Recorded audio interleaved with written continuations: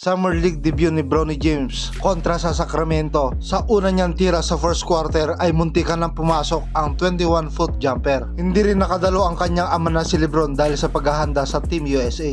Sa una niyang depensa against sa Sacramento ay muntikan niya na itong maputata at ipahiya pero pumasok. Si Bronny James ay may taas na 6'2", 210 pounds, 19 years old at second round 55 overall pick selected by Los Angeles Lakers. Muntikan pa siyang ma-ankle breaker doon pero nakabalik din kaagad si Bronny. Under 5 minutes ng first quarter ay kumana si Bronny ng 3. Jab step, sabay tumira ng 3, ayun, muntikan nang pumasok. Pagkatapos ng tira niya sa 3, pinagpahinga muna siya ng kanyang coach. At dahil malas siya sa opensa, bumawi na lang siya sa depensa. Ayun, nakaagaw pa nga at nakapag fast break sila. Nice one, Idol Bronny. Second quarter, kumana ng strong layup si Bronny James at pumasok. At dahil dyan, naitabla